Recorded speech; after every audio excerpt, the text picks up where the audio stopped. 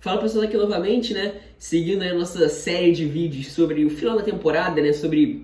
Falando um pouco sobre os melhores da temporada, né? Digamos assim, entra no grupo de melhores e piores da temporada. Eu gosto muito de fazer esses vídeos, né? Fazer esse apanhado geral é muito legal, né? Lembrar dos jogos lá do início, da primeira parte e tal, e ver como as coisas mudaram, enfim, a evolução de alguns jogadores, o crescimento, o decrescimento, enfim, isso é muito legal. E como eu anunciei ontem na live de sexta-feira, né? O vídeo de hoje seria sobre a seleção dos protagonistas discretos, né? Ou do pouca mídia, muito futebol. Acho que até pouca mídia, muito futebol é um pouco demais até para essa lista. Acho que não é nem tanto isso não, né? Qual é o intuito desse vídeo aqui, pessoal? Né? É fazer uma lista, né, dos jogadores, um time, dos jogadores que foram muito importantes para suas equipes a temporada inteira, ou até se lesionarem, ou enfim, depois de terem voltado de lesão, né, ou a partir do momento em que começaram a jogar, óbvio, né, a gente tem que pegar um recorte de grandes de jogos, né, mais de 20 jogos por aí. Eu nem cheguei a contar isso, mas todos aqui tiveram mais de 20 jogos, mas enfim, né, tem que ter isso. Mas assim, digamos que o critério principal para o vídeo ficar interessante, né, era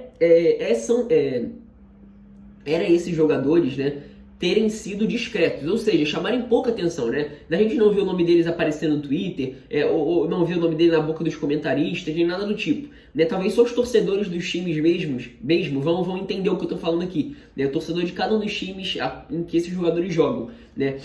Porque é bem nesse sentido mesmo, esses jogadores. Não são jogadores de altíssimo nível, nem nada do tipo, não. Não tô falando que são jogadores para jogar dos melhores da Premier League. Não, não é nem isso, não. A seleção dos melhores é a seleção dos melhores mesmo. Mas é a seleção dos melhores dentre os que chamam muito pouca atenção das pessoas de forma geral, né? Importantes para os seus times a temporada inteira, né? Ou a partir do momento que começaram a jogar, ou até terem se lesionado, terem a temporada abreviada, enfim, né? Vamos comentar aqui um pouquinho sobre isso, pessoal. Bom, pessoal, antes de fato começar a entrar aqui na nossa listinha, né? Importante que você siga os links da descrição, né? O primeiro link é o link do Twitter do canal, sou bastante ativo por lá. O link do Instagram do canal, os links da página Premier League, mais 8 para conteúdo diário sobre Premier League. O link do canal Resenha Futebol, principalmente se você gosta de camisas de futebol, ó. Melhor canal de camisas de futebol do YouTube, segue lá. E os links do Fã da Premier League e do Zona Mista, né? No Instagram, no Twitter, no YouTube do Fã da Premier League. Cobertura minuto a minuto de todos os jogos, pessoal, muita gente boa, participo de lives lá também, então confere lá, tá? Bom, pessoal, então vamos lá, né? Encabeçando nossa lista, né? Já dei, digamos assim, o spoiler ontem, Rui Patrício no gol, né? Rui Patrício é um dos bons goleiros, assim, acho que um dos goleiros mais regulares em bom nível da Premier League desde que ele chegou à Premier League em 18-19, né? E um goleiro, assim, que realmente decide jogos por Wolverhampton, um goleiraço, Rui Patrício, né? Mais uma temporada muito boa, dos mais importantes da Premier League pro seu time, né? A posição de goleiro na Premier League, eu acho que todos os times estão muito bem servidos, né? E, enfim, o Rui Patrício não faz essa regra e ele entra no critério de goleiro, assim, de jogadores discretos, né? Quase ninguém fala do Rui Patrício e, na minha opinião, é um dos melhores goleiros da Premier League. Talvez a gente pense em nível de regularidade nos últimos 3 anos, né? 4 anos, né? 18, 19, 19, 20, 20, 21, 3 anos, né? Enfim, o Rui Patrício, alto nível e discreto. Bom, agora vamos para nossa primeira improvisação, primeira e única, na verdade, né? James Justin do Leicester, né? Foi um dos jogadores que, como eu falei no início, né, teve sua temporada abreviada por uma lesão, né, no jogo contra o Brighton, inclusive na Copa da Inglaterra em fevereiro, né? Mas assim, a temporada do James Justin até ele se machucar era assim dos melhores jogadores do time na temporada. Você pode perguntar a qualquer torcedor do Leicester, né? E uma história de superação, né? Até fiz um Expresso Premier League falando sobre ele, né, do inferno ao céu, né? Ele teve que substituir o Ricardo Pereira naquele final ali do pós-pandemia, ele chegou a ser muito criticado e tal, tratado como piada em muitos momentos. Acho que muito mais pelo nível que o Ricardo Pereira atingiu do que de fato pelo nível dele. Óbvio que ele não é um jogador do nível do Ricardo Pereira, até se a gente for pensar ofensivamente falando, não é um jogador da qualidade do Ricardo Pereira para fazer o que o Ricardo Pereira faz, né? Ser o armador pelo lado direito do Leicester, né? Como ele foi aí na primeira metade de 19-20, é o principal criador por aquele lado. Esse não é o James Justin, apesar dele ser sempre esforçado, né? Sempre tentar participar das jogadas por ali. Mas acima de tudo, um jogador que se transformou num lateral bizarramente sólido, né? Especialmente quando ele foi para a esquerda, né? Jogando pelos dois lados, mas jogando quase sempre pela esquerda, um jogador muito, muito, muito seguro, muito sólido, né? Dos mais sólidos da Premier League mesmo, lateral falar, né? Lateral estrito senso, dos melhores da Premier League nesse aspecto, né? Então assim, um jogador importantíssimo para aquele setor esquerdo do Leicester, né? O setor direito, ele jogou, né? Fez quase sempre dupla com Castanhe, que é um jogador que naturalmente deixa mais espaços, né? E até muitos momentos exige, por exemplo, coberturas mais longas do Fofana, né? Mas pelo lado esquerdo, o Leicester estava muito bem protegido, né? Com ele por ali, né? O próprio Johnny Evans também, enfim. E é um dos nomes do Leicester na temporada. É uma pena que ele tenha se machucado e só volte em novembro, né? Ou seja, vai perder quase um ano inteiro, né? Sem jogar futebol, uma pena. Foi um dos principais jogadores do Leicester nessa temporada e é um dos protagonistas discretos, né? É protagonista, foi importantíssimo, especialmente na primeira metade, né? E é discreto, o jogador se falou muito pouco dele, né? A não ser entre os torcedores, claro. Bom, agora vamos para a nossa dupla de zaga, né? Nosso miolo de zaga. Konsa do Aston Villa, né? Que temporada faz esse zagueiro inglês, né? Ele ganhou espaço na temporada passada, né? Depois que o Engels, né? Bjorn Engels, belga, que foi contratado para fazer dupla com o Tyrone Mings. Rendeu muito pouco, né? O Aston Villa teve alguns problemas, né? Com a dupla ao Mings, né? E mesmo o Mings, assim, eu nem acho que seja um zagueiro seguro, não, apesar de ser o capitão da equipe e tal, né? Acho que, inclusive, que o Konsa fez uma temporada consideravelmente até melhor que a dele, né? Muito bem mesmo, né? O lado direito do Villa, né? Ele joga como zagueiro pela direita, né? Geralmente é o lado mais exigido, né? Porque é o lado onde os jogadores de lado direito à frente, né? Seja o Traoré, seja o El Ghazi em alguns momentos, né? Geralmente eles têm menos capacidade de recomposição, né? Então, aquele lado muitas vezes fica muito exposto, né? Então obriga esses embates um pouco mais diretos, não só dele, como também do Matt Cash. Os dois fazem temporadas muito boas, né? Então eu tive que reconhecer isso. É um dos bons zagueiros da Premier League nessa temporada, é um dos bons zagueiros, faz uma temporada muito boa, né? E, acima de tudo, é um jogador discreto, né? Para entrar na nossa lista aqui de protagonistas discretos. Agora esse jogador, né, o zagueiro pela esquerda, né, é até um cara que é de outro nível, né? Se mostrou de outro nível nessa temporada. Yannick Vestergaard, do Southampton, né? Ele chega no Southampton em 17, 18 e, digamos assim, ele vira um flop, né? Ele era um flop até o início dessa temporada, né? Onde ele passa a jogar mais vezes, né? A dupla da temporada passada foi Jack Stephens e Jan Bednarek, né? Os dois fizeram temporadas muito boas, né? Talvez o Stephens até com alguns momentos de altos e baixos e tal, né? E assim, principalmente na primeira parte aí da temporada, ele chega a cometer alguns erros e perde espaço. E aí o Vestergaard passa a voltar a jogar, né? Como eu falei, o Vestergaard foi um flopaço, assim, de atuações muito ruins pelo Southampton. Bem ruins mesmo, assim. Um jogador foi uma das decepções, digamos assim, da Premier League das últimas temporadas, em termos de contratações, né? Só que assim, a primeira metade do Vestergaard, quando ele volta a jogar no time titular, é de uma coisa impressionante, de um nível muito bom mesmo, né?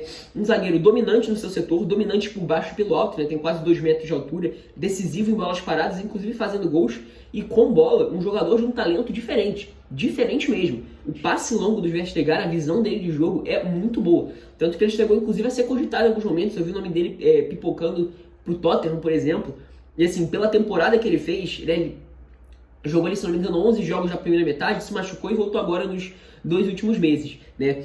E assim, do nível muito bom, né? Voltou continuando a jogar muito bem. Então é muito legal, uma volta por cima. Ele era para ter virado um dos principais zagueiros da Premier League quando ele chega, virou piada, jogando mal mesmo, assim. Atuações muito ruins, nunca conseguiu jogar minimamente, assim, ser competitivo no Southampton, uma coisa bem esquisita mesmo, né? Aí ficou um bom tempo fora do time, um bom tempinho aí, quase um ano, assim, aparecendo pouquíssimas vezes, talvez até um pouco mais de um ano, né? E voltou nessa temporada 2021 num nível muito alto mesmo. Muito interessante de se ver. Pra mim foi o melhor zagueiro da primeira metade da temporada, naquele Southampton que era uma coisa de louco, né? Talvez o time mais bem treinado da primeira metade da temporada. Enfim, esse é um dos meus destaques, né? Dos protagonistas discretos. Fez uma belíssima temporada do Vestergaard. Bom, agora para nossa lateral esquerda, outro nome do Aston Villa, né? Matt Targett, né? Outro jogador ex-Southampton, né? Chegou no Villa na temporada passada, até comentei isso bastante ainda na temporada passada. O entendimento dele com o Jack Grealish talvez tenha sido a única coisa que funcionou coletivamente falando no Villa da temporada passada, que na minha opinião foi o pior time da Premier League, né? Em termos de nível coletivo, né? E nessa temporada ele só evoluiu como lateral, com muita facilidade para ocupar o corredor, se entendendo ainda muito bem com o Jack Grealish nessas jogadas de toque passa, né?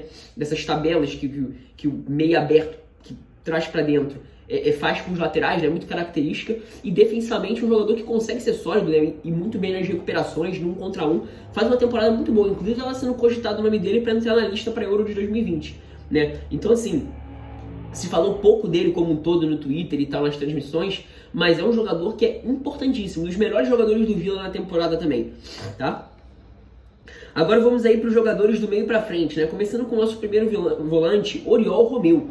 Temporada muito boa, Aliás, né, desde o pós-pandemia, né, ali no período da reta final, né, quando o futebol volta, em que o Højbjerg até foi sacado do time ali nos últimos jogos e tal, né, porque já não queria mais, já estava encaminhando sua transferência para o Tottenham, né, já nos jogos finais, assim, o Romeu passa a jogar, né, fazer a dupla ali com o Ward-Prowse nesse 4-2-2-2, né, do Ralf Hasenhüttl, e passa a jogar muito bem, muito bem, assim, de um volante sólido, combativo, né, que tem muito dessa capacidade física no meio campo e que tecnicamente fazia vários bons jogos. Tecnicamente muito bem ali para conseguir dar esse primeiro passo à frente, né, um passo um pouco mais longo, né, tecnicamente indo muito bem também, né.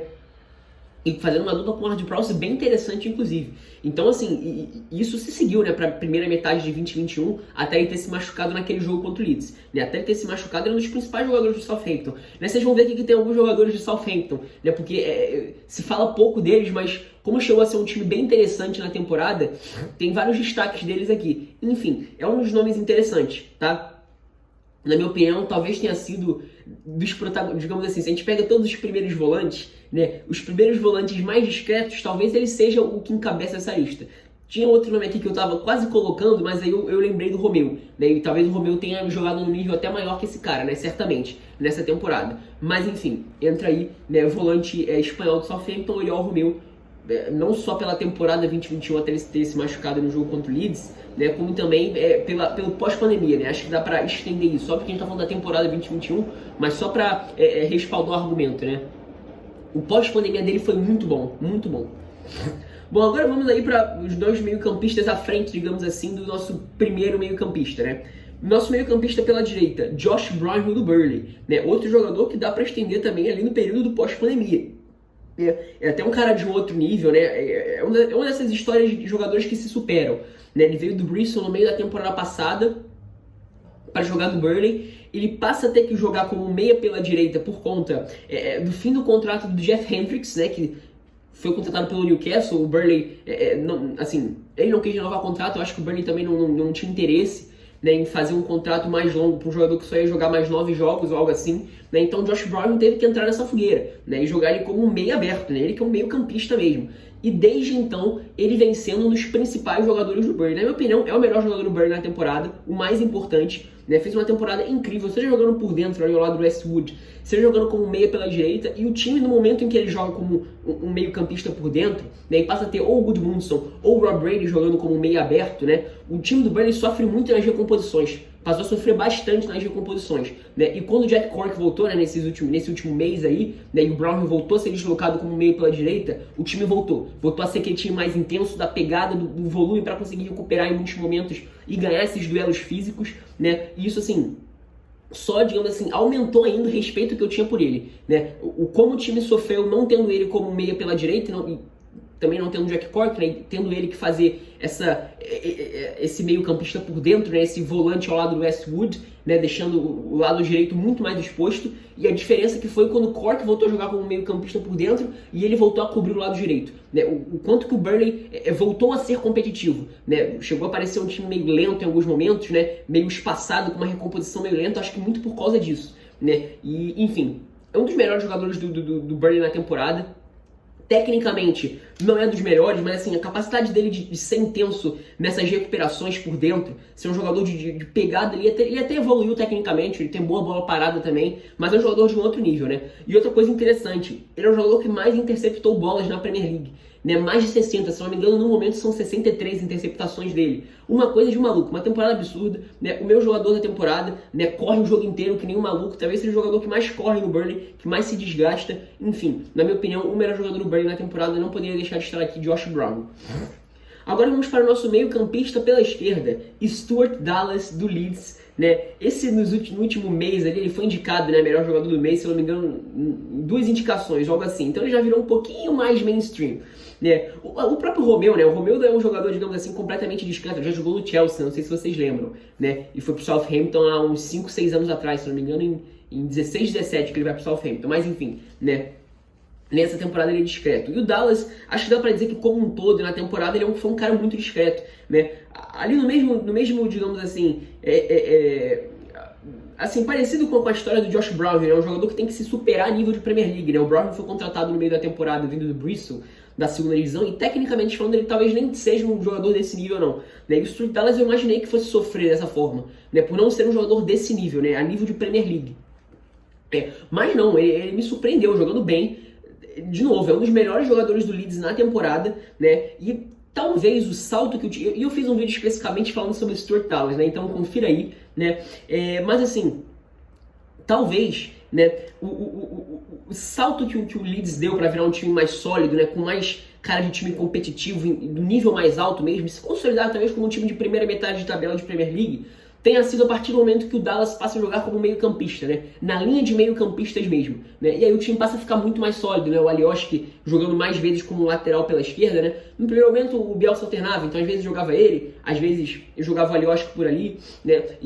Mas é fato assim que o time se consolidou tendo ele como meio-campista, né? Na linha dos meio-campistas. Então o jogo passou a ficar muito mais sólido. Ele é um jogador também com muito essa capacidade do fôlego, né? Do ir e voltar, da recomposição, de muitas vezes conseguir correr, né, fazer essas corridas verticais assim com a bola, né, quando tem campo para isso, né? Mas eu acho que acima de tudo a capacidade defensiva dele, o fôlego defensivo, né, para acompanhar, para desarmar, para brigar, né? E foi muito importante. Eu acho que esse foi, digamos assim, um ponto de virada para o Leeds virar um time mais competitivo, né? Não só o Calvin Phillips mudar de postura, né? O time como um todo mudar de postura, o Diego Llorente, Pascal Struijk formando a dupla mais segura que o Leeds tem na temporada, tem tudo isso também, tá? Eu concordo. Mas, digamos assim, o Dallas virando meio-campista foi até um pouquinho mais cedo. Ele já fazia isso na segunda divisão, tá? Não é algo que começou na Premier League não, tá, pessoal?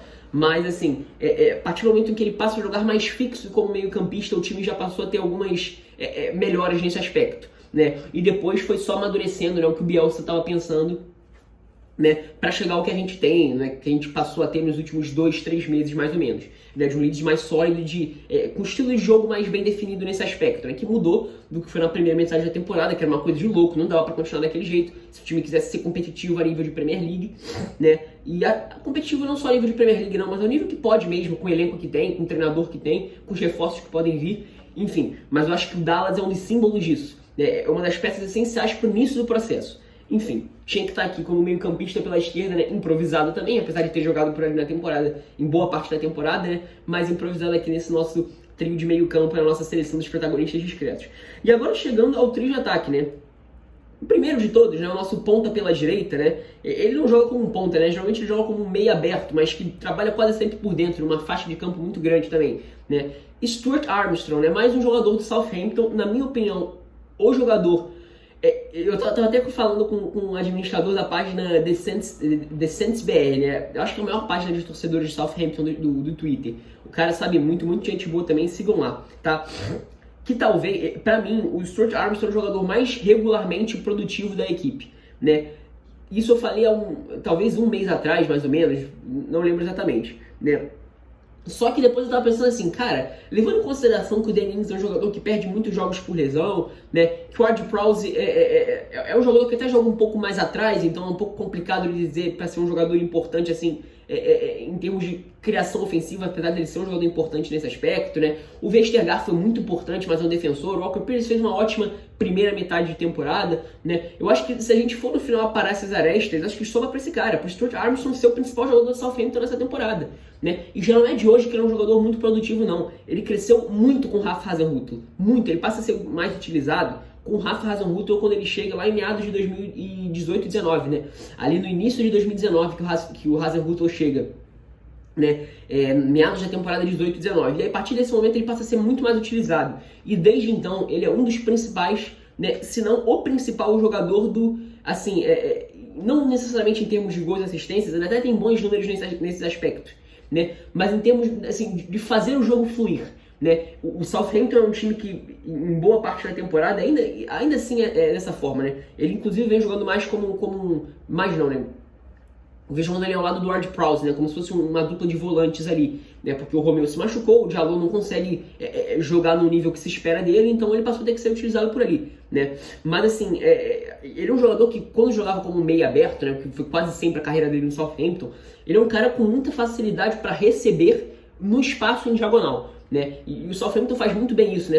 Colocar os seus meias abertos para fazerem essa diagonal, né? E fazer esse movimento confuso, né? Esse movimento do X, né? E o Stuart Armstrong geralmente ocupando essa faixa de campo muito grande. Então ele saía da direita para a esquerda, mas circulava bastante, né? Ele não precisava ficar necessariamente o tempo todo voltando para a direita, não. Ele poderia se aproximar pela esquerda para tentar alguma jogada de tabela com o Bertrand, por exemplo, né? Ele poderia pisar na área para definir, né? Mas acima de tudo, é um jogador que tinha muita facilidade para receber nas costas dos volantes quando ele fazia essas diagonais, né? Era impressionante, sempre muito bem posicionado para isso. O time bem treinado para isso, né? Acho que tem muito também do trabalho dos atacantes em muitos momentos abrirem, né? E enfim, acho que nisso ele foi, dessa forma ele se tornou, na minha opinião, o jogador mais produtivo para o Southampton em termos do funcionamento do ataque, né? Acho que o torcedor do Southampton vai entender o que eu estou falando, né? E na minha opinião é o melhor, talvez seja o melhor jogador do Southampton na temporada, levando em consideração isso que eu falei, né? O Ward-Prowse sendo um jogador que joga um pouco mais atrás, né? O Vestergaard mais de defesa, o Walker Peters fazendo especialmente uma boa primeira metade, depois o nível caindo um pouco mais, apesar de ter se recuperado nesse último mês, o Danny Ings tendo dificuldade de manter uma sequência, enfim, acho que olhando isso, o Redmond também, né? Que não consegue ser um jogador regular, né? Também, então, se a gente for aparar as arestas de todos, acho que só para esse cara. Bizarramente produtivo pro Southampton e dos melhores jogadores do time nas últimas 2 temporadas e meia, vai, né? E, assim, figurinha carimbada, digamos assim, na série dos protagonistas discretos. Inclusive, esse termo, protagonista discreto, nasceu com ele, tá? O primeiro vídeo que eu pensei nesse termo foi falando dele especificamente, né? Um vídeo ainda do período da volta da quarentena, né? Confiram aí. Bom, nosso ponta pela esquerda agora, né? A gente falou ponta pela direita, ponta pela esquerda, eu coloquei o El Ghazi. Eu confesso que eu fiquei um pouco sem ideias, né? Mas eu acho que o El Ghazi faz uma boa temporada, né? Ele foi contratado ainda na época da segunda divisão do Aston Villa. Na segunda divisão ele foi importante, né? Como, digamos assim, esse meio aberto que tem essas jogadas de drible, né? De partir para cima na marcação, né? O Jack Grealish já jogou de várias formas diferentes, né? É o jogador mais talentoso do Aston Villa, não tenho nem muito o que comentar sobre isso. Né, mas o Grealish, por exemplo, na segunda divisão e até alguns momentos na Premier League, ele foi um jogador de jogar um pouco mais por dentro e tal, com mais cara de meia. O El Ghazi é mais esse jogador esse atacante de lado, mais cara de atacante de lado, de partir para cima na marcação, né? Fez alguns gols importantes e participando muito bem dos jogos. Na temporada passada dele foi um pouco abaixo, assim, mas é outro desses jogadores de segunda divisão, entre aspas, né? Mas que conseguiam se destacar. Eu acho que essa temporada dele foi de um crescimento muito interessante. Ele foi bastante importante pro Villa. Não só nas jogadas mesmo de algumas construções e tal, como alguns gols importantes também, né? Então, eu acho que tá muito mais pelo reconhecimento. Eu nem sou tão fã dele não, mas eu acho que tem que reconhecer a boa temporada que ele fez, né? O holandês El Ghazi, né? Inclusive foi chamado para a lista de suplentes, né, da seleção holandesa para a Eurocopa. E por último, mas não menos importante, aí do centroavante também fiquei com um pouco de dificuldade, né? Mas eu acabei colocando, aí depois eu lembrei que o critério tinha que ser um jogador que chama pouca atenção. E eu coloquei o Tchê Adams, né, do Southampton também, né, pelo critério de unido, né, fazer uma boa temporada e chamar pouca atenção, né? Eu ia colocar o Bamford de Leeds, mas eu acho que o Bamford chamou mais atenção. A gente falou bastante do Bamford até, né? O Tchê Adams nem tanto, né? Talvez um pouquinho mais no início da temporada, mas muito pouco. Mas enfim, o interessante do Tchê Adams, eu fiz um Expresso Premier League ainda quando esse quadro não tinha nome. Esse vídeo tá lá no Instagram, tá, pessoal? Né, falando sobre o Tchê Adams, né? Ele foi contratado na temporada passada, até fez bons jogos, mas não conseguiu ser, digamos assim, um artilheiro para a equipe do Southampton. Mas eu acho que nem isso ele estava sendo trabalhado para ser, não. Tudo bem, ele em alguns momentos desperdiçava algumas chances e tal, mas eu nem acho que ele estava sendo trabalhado para isso, não, quando ele foi contratado, né? No Birmingham, ele era justamente esse atacante, muitos momentos, para ser lançado, né? Ele fazia dupla com o Jutkiewicz, ele era, digamos assim, um cara da capacidade física, da explosão, né? Para fazer dupla com um atacante um pouco mais físico, mais pesadão ali, e para ganhar as bolas nessas jogadas de correr verticalmente com ela, né? Fazer essas corridas para cima dos zagueiros, né? Que os zagueiros têm que parar ali no corpo e não conseguem. O Tchê Adams era isso na segunda divisão, um jogador de ótimos números também, né? No Southampton não me pareceu que ele, em nenhum momento me pareceu que ele seria isso, né, com o Ralf Hasenhüttl, né? E nessa temporada especificamente isso ficou muito claro, com ele rendendo muito bem, e é um dos melhores jogadores do Southampton na temporada, né? Sendo o pivô, sendo o centroavante que vai receber de costas, que vai ser o alvo, por exemplo, do espaço do Vestergaard, né? Que vai receber, girar e encontrar um passe um pouco mais longo, né, para os homens de lado, né? Por exemplo, para o Stuart Armstrong fazendo a diagonal, ou para algum lateral que esteja subindo, né? Ou para o atacante, né? Pode ser o Danny Ings, pode ser o próprio Redmond ou o Pella, quando eles jogam juntos, né? Receberem e partirem para cima, né? Conseguir receber em velocidade. Enfim, ele virou esse tipo de cara no Southampton. E ainda fez gols, né? Mas principalmente o que chamou a atenção dele foi a fase de garçom dele ali na primeira metade, né? Se transformando nesse estilo de jogador, que ele não era no Birmingham. E dessa forma ele foi muito importante pro Southampton. De novo, é um dos melhores jogadores do Southampton nessa temporada, tá? Enfim, pessoal, então é isso, né? Só repetindo aqui brevemente. Rui Patrício, James Justin na lateral direita, dupla de zaga Konza e Vestergaard, na lateral esquerda Matt Target, trio de meio-campistas Oriol Romeu, Josh Brownhill e Stuart Tallis, e o trio de ataque com Stuart Armstrong, T. Adams e El Ghazi. Tá? Então é isso, espero que vocês tenham gostado, sinta-se livre para concordar ou discordar nos comentários, agregar, lembrar de alguns nomes, eu vou lembrar de outros nomes aqui interessantes que ficaram de fora da lista, mas que fizeram boas temporadas também e foram discretos, né? Chamaram um pouco a atenção, tá? Dá o like se você gostou do vídeo, se inscreve no canal caso você tenha gostado do canal, né? Caso você tenha gostado do canal, compartilhe com seus amigos, né? Faça o canal chegar a mais pessoas. E tendo feito tudo isso, clica no sininho para receber as notificações quando eu postar vídeo ou quando eu fizer lives, tá? Então é isso, espero que tenham gostado.